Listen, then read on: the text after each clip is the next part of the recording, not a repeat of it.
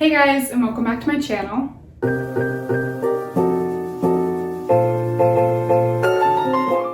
So today I thought I'd make a video for you guys about how I started modeling. I just wanted to make this video just in hopes that if you are an aspiring model or actor, maybe just my story will help inspire you guys, or you can just learn something from it. So yeah, if you guys are interested in hearing about how I got started modeling, please keep watching. So the first thing I will say, you guys, is I am actually filming my first video on my iPhone 11 Pro Max. So if you guys are thinking about buying one just for a cell phone, or if you're thinking about buying one to start YouTube, this is how the video quality will somewhat look like for you guys. So I wrote everything down on a list just so I wouldn't forget everything. So here we go. I started modeling when I was about, I think, 15 years old. I was in high school, obviously. I was in 10th grade, and people kind of always told me like, oh, you should look into modeling. It pays really great and it could help you pay for like your college if you start young enough. And I was like, yeah, okay. And my mom and dad are very like strict with us growing up. So people would say that to me, but then I'd be like, oh no, I could never do that because I just knew my parents would never let me do something like that. And so anyway, I was 15 and someone came up to me who was with an agency, and they literally told me, they were just like, hey, you have a great look. We think you'd be a great model. Our agency's looking to hire on more models, and we think you'd be a great fit. So if you are interested, you should try out. And if you get in, you'll have to take like a model class, and then you'll be signed with our agency. So I really didn't think that my parents would let me, and it took a lot of convincing, especially from my mom. But eventually she did say yes, and we did try out together, my sister and I ended up getting in. And I think out of, I can't really remember, I think maybe of like, there was maybe like 500 or 600 girls that were there. I think maybe like 15 of us got chosen. And then after, like I said before, after you kind of get chosen, then they ask you to join one of their classes. And this class basically teaches you to model and how to act and how to do runway and how to pose and what's just kind of like expected of you at a photo shoot, and how you should go about going to a casting, what you should wear, how your makeup should be, how your hair should be. And so I took the class, and the class was not cheap. It was like, I think it was like $3,000 or something like that. And it was like every Saturday for probably like 3 months or something like that. So the class was actually pretty expensive. But after that, you do get signed with their agency. And just one thing, I just wanted to like tell people that like you do not need to take any sort of class for modeling. Maybe for acting you might, but for modeling, there's a lot of just like YouTube videos. There's a lot of articles online. You do not need to spend thousands of dollars on a class. And I would say that's a mistake I think I made. But for me, I was so young, and my mom was new to it, and I was new to it. And so we just didn't know what was the right way to go about starting modeling. And so just letting you guys know that by no means do you have to pay to do a class for modeling, and also make sure it's just not a scam. Mine was real, but I know there are a lot of scams out there that promise things to models, so just be careful. So anyway, so I did that for a couple of months, and then it ended, and then they got me a couple of gigs after that. So for a couple months after you kind of got done with that modeling class and you got signed with the agency, I got a couple gigs, like photo shoots. So over a course of a year, I think I got like 4 or 5 or 6 maybe shoots and gigs from them. And a lot of it, I think I had like one shoot, and then I had another gig that was like, I had to be a model. It was at like the Mall of America, and basically I stood in front of, I think it was like a Hollister, and I just greeted people at the door, and that's what I did all day long. Another one was, I was at like a convention, and I had to hand out like pamphlets and stuff like that. So not like super glamorous stuff, but it was still like modeling, and it made good money. So yeah, after that year, or after that couple of months that I was modeling for them, there was another tryout. And this tryout was for a gig in Mexico. And basically you go on this trip in Mexico for like a week, and basically it's just a chance for you to get your foot out there and get in front of really, really important people and really, really important agencies. So there was like tons of women all over the United States who tried out for this. And I think in Minnesota, which is where I'm from, I think there was probably like, I don't know, like maybe like 700 or 800 women who tried out, and they were only accepting about 3 women. And I didn't know that at the time when I tried out, but I tried out anyway. And out of, again, like the 700 or 800 women, they picked, I think, like 3 or 4 of us. And I was one of them that was chosen. And so I just thought it was super awesome, super crazy that I had gotten chosen. And so the thing is they made it like cheap for you to go to Mexico for a week, but it was still somewhat expensive. And my mom did not want me going alone. And so she actually came with me. So her and I combined, it was like a $5,000 trip. I think if it was only me, it would have been like $2,500 or something like that. But my mom did come with me. And basically, so what we did is we flew down to Mexico.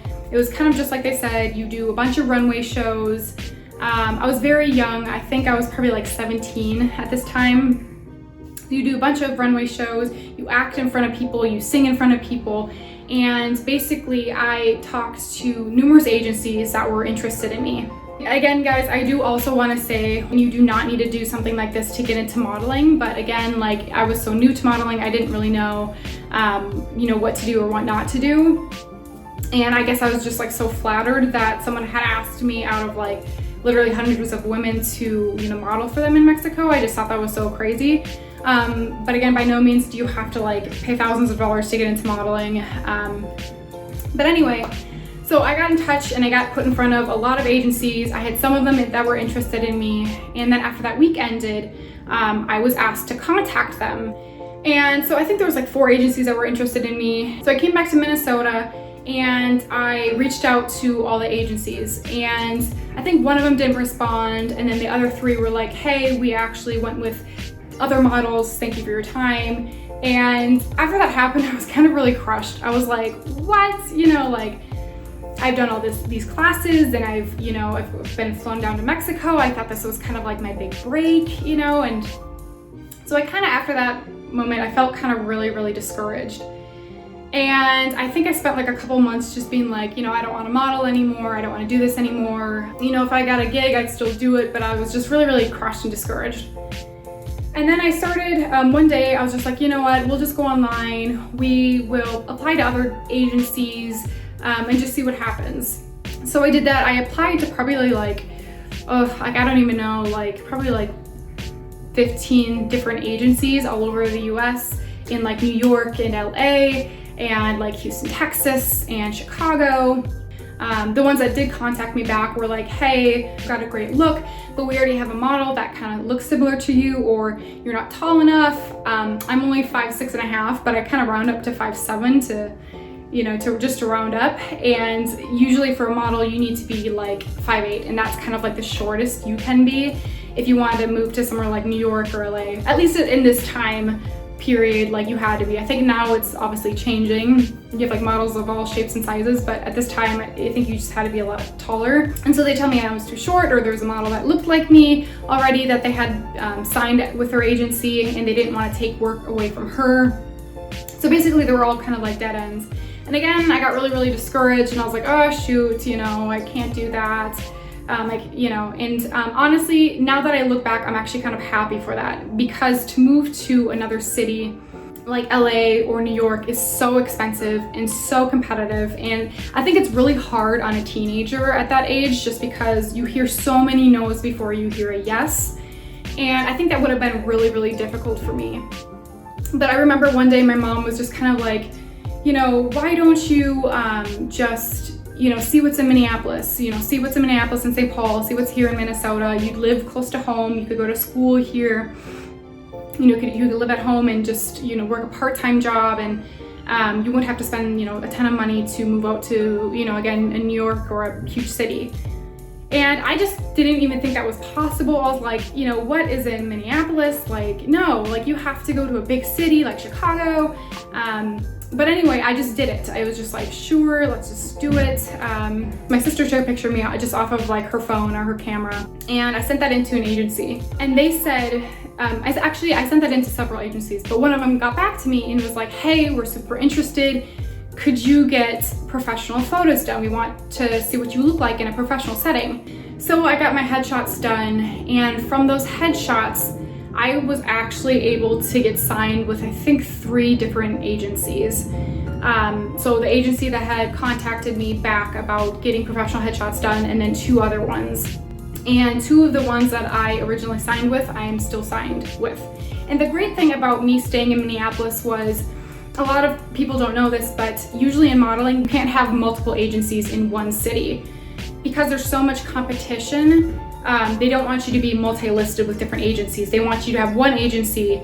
So if you're a model in New York, you will only probably have one agency in New York, you'll have one agency in LA, you'll have one agency in Chicago. In Minneapolis, it's not really like that. It can be like that. You can be exclusive with an agency and just with one agency. And there are perks to that. But in Minneapolis, you can be signed with multiple agencies. And so that's another really great reason I'm happy I stayed in Minneapolis. One was because I could live with my parents and live very cheaply and work on modeling. And the second thing was because you can be multi-listed with agencies. So I will have multiple shoots from just different agencies. So when you're multi-listed, you're basically getting more work because more people are representing you. So anyway, I got signed with 3 different agencies. I will say that I was 18 when I signed with all 3 of those agencies. One of the agencies, honestly, just kind of, you know, they were great, they were really nice, but they just never really got me any work. And so slowly throughout over the years, we just kind of lost contact. But the other ones I still do model for, and so I have been with them now for 8 years now. I'm 26 and I signed with them when I was 18. And again, so happy I stayed in Minneapolis. I have been able to grow over the years. The first couple of years I signed with my agencies, I got a lot of work, and then I kind of slumped down and I didn't get a lot of work, I think my first like 2 years of college, and then it kind of went back up. And I think because in the beginning, they really want to see where you kind of fit in. Are you really good at fashion modeling? Are you really good at, you know, lifestyle modeling? And I found my thing was like lifestyle modeling. So modeling you see a lot at like Target and in sports magazines and stuff like that. So I went from modeling like, you know, probably like a couple times a month to kind of like once a month to now it's like a couple of times a week. So it's just kind of been all over the place, but I have been able to model throughout college, which was awesome. It helps pay for my college tuition. It paid for my car. It continues to help me pay for things in just my daily life now. And yeah, so I've been modeling for technically 11 years, but I really only consider myself, you know, modeling for the past like 8 after I kind of got a steady agency or a couple of steady agencies to actually represent me. So yeah, so that kind of brings me up to date on where I'm at today with modeling. It's usually around 15 to 20 hours a week. I kind of model for the same companies over and over again, just every week, because I've just gotten my foot in the door and I've just made relationships with them. And every year, at least for me, modeling gets really like quieted down. I kind of go down to like 5 to 10 hours a week between the months of like October and December. And then it picks back up again in January and kind of coasts. And I have steady work from like January all the way until probably the end of September. But yeah, guys, that's basically my modeling story in a nutshell. I hope you guys really enjoyed this video. Let me know if you guys have any like questions about modeling or about my story, or I've had some people ask questions about how they could get into modeling or the best way to get into modeling. So let me know if you guys have like any questions. I love to answer them. But yeah, guys, I think that is it. Please give me a huge thumbs up and hit that subscribe button if you guys want to keep seeing videos about how to get into modeling. But yeah, guys, thank you so much. I love you all, and I will see you in my next video. Bye.